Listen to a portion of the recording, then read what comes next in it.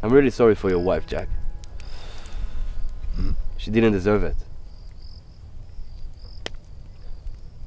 Those savage, the one that did it, they deserve to die. Yeah, thanks. You know, that's funny. She always wanted to come here with me. And every time I told her, next time, you're safe at home. But the truth is, I just wanted to be alone.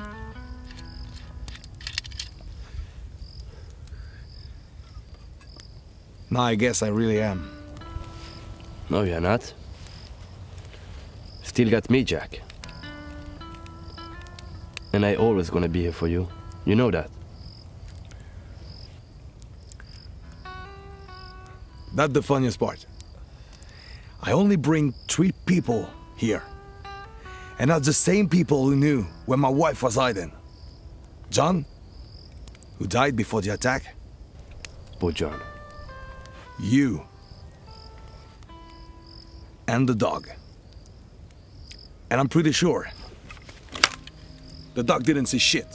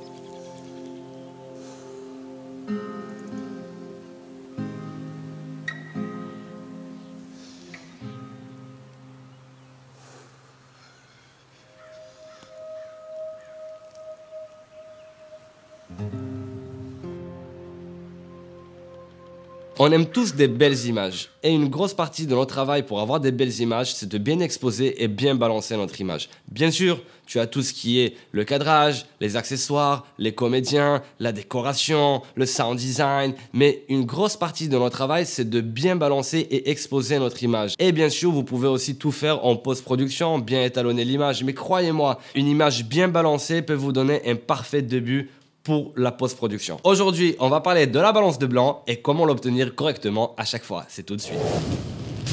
D'abord, c'est quoi la white balance? La white balance, c'est tout simplement une façon de communiquer avec votre caméra et lui indiquer qu'est-ce qui est blanc, qu'est-ce qui est chaud et qu'est-ce qui est froid. Même avec l'avancée technologique de nos caméras, la mise au point et tout ce qui est la balance de blanc automatique, il faut savoir que la caméra, elle est toujours en train de deviner, basée sur l'image globale qu'elle voit, qu'est-ce qui est blanc, qu'est-ce qui est chaud, qu'est-ce qui est froid. Nos yeux peuvent beaucoup mieux analyser et en règle générale, on essaye toujours d'avoir plus de contrôle que la caméra et que c'est pas la caméra qui prend le contrôle pour nous. Donc là, je vais te donner quelques astuces pour savoir comment contrôler ta balance de blanc et avoir le maximum de ton image. Tout d'abord, il faut comprendre les différents types de lumière et la façon de les mesurer. Les comprendre et les maîtriser peuvent te donner déjà un avantage par rapport à ton image. Cette température-là, il se mesure en Kelvin. Je sais pas si tu le connais, le voisin d'à côté, Kelvin. Voilà quelques exemples avec des Kelvin que tu peux trouver juste ici, à partir de 2000 Kelvin jusqu'à 10 000 Kelvin.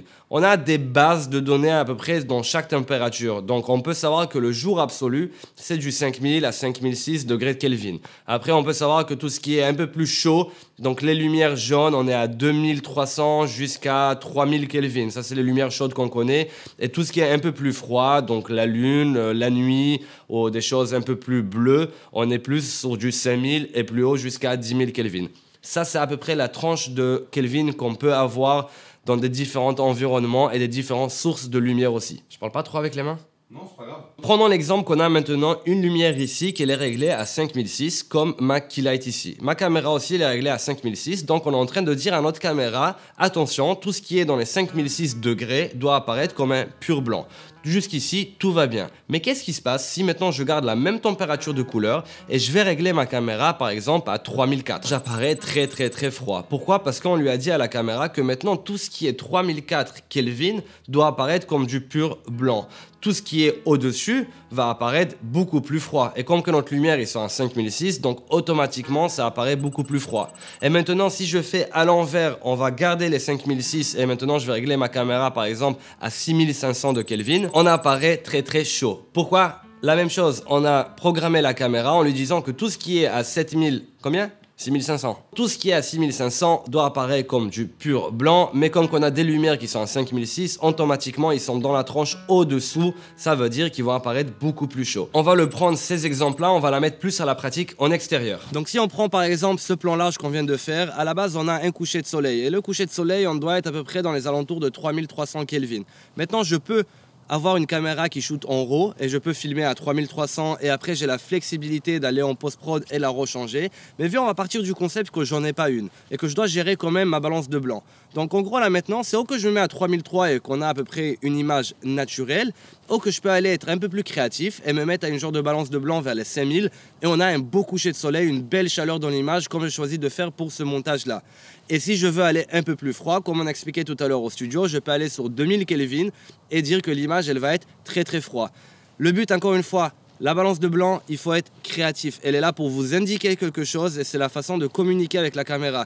Mais elle ne doit pas décider pour votre choix créatif et vous pouvez donner vraiment la sensation et le feeling à l'image que vous voulez donner. Le mix de lumière, ça veut dire comment on fait maintenant quand on a plusieurs sources de lumière avec différentes couleurs de température, comme on a fait dans l'exemple à l'extérieur avec le feu de camp. Ça se dit comme ça, hein, le feu de camp, pas le camp de feu.